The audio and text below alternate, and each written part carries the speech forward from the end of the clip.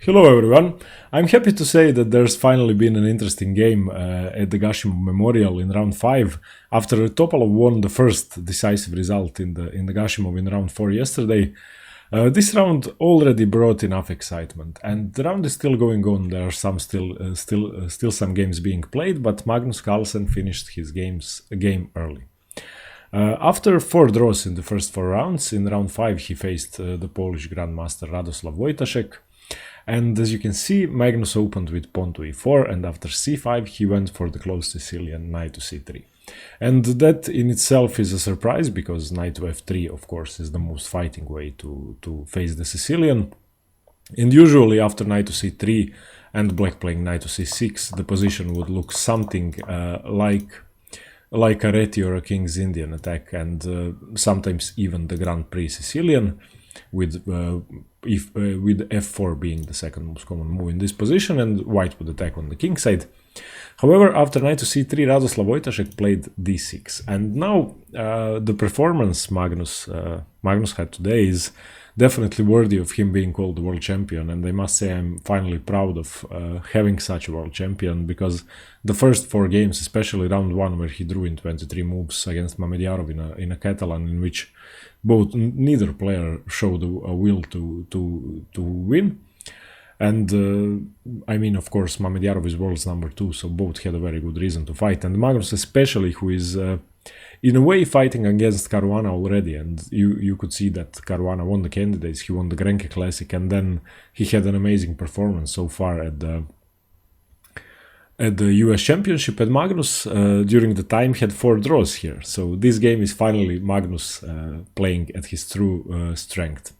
After d6 he played d4, and after c takes d, of course it's best not to take, it's best to attack the pawn for the second time and enter some complicated lines. But after queen d4, black has already equalized, and of course Magnus knows that. Knight to c6 gaining a tempo on the queen, queen d2, knight to f6, b3. And this is now already completely new territory. There is a few games played from this position, and we have already exited the live book. There's nobody's playing this. This is a completely new line. Of course, after e4, c5, you could play b3 immediately. It's a line that Kramnik used to play. But this position is very uncommon, because black against b3 would never have this setup, pretty much.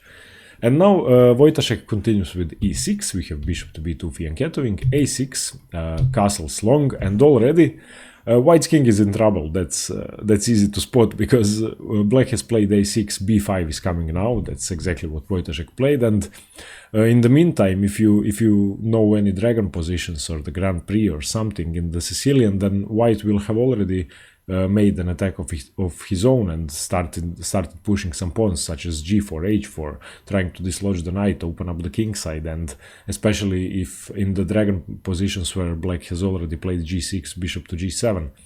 But now white has nothing yet. White doesn't have an attack. However, despite this position being slightly better for black, and it's only move 8, and white not having an attack yet, Magnus has prepared this, obviously, and now he plays f3, h5, which is aggressive but not as precise, knight to h3, a very good way to develop and preparing to enter the g5 square with the knight, bishop e7, reinforcing g5 and preparing to castle perhaps, knight to g5, and from this position on Wojtaszek should have played bishop b7, and after, let's say, king b1, which is a common plan in this position, castle, because after f4, which Magnus would have probably played, queen to c7, the position is equal, both sides now have an attack, but black is solid. However, after knight to g5, Wojtaszek actually played a time-wasting move, which, okay, it locks down white's kingside, but it's not really useful. He played h4. And now f4 by Magnus, conceding to the fact that he wasted the tempo with f3. Bishop e7, king to b1, rook to c8, bishop to e2. This is all common in the Sicilian. However, this exact setup and this exact move order is not theory at all. Perhaps it will be.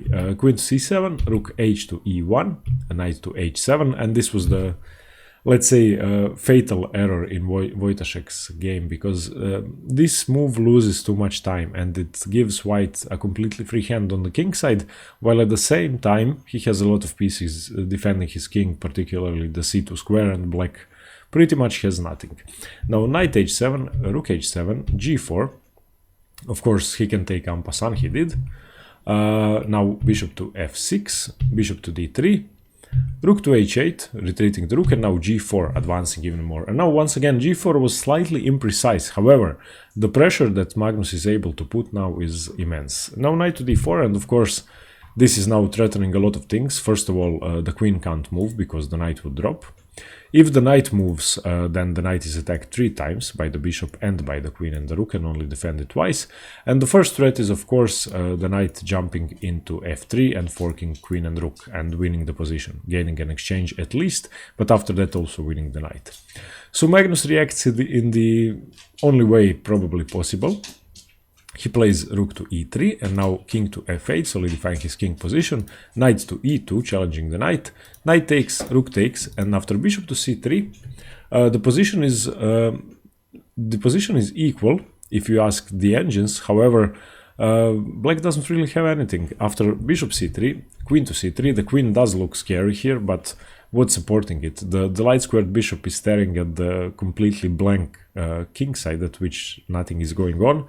The rook is attacking the c2 pawn, okay, but the d3 bishop is defending perfectly and it cannot be dislodged. And the queen is seemingly useless, especially after queen to e3 declining a trade, of course.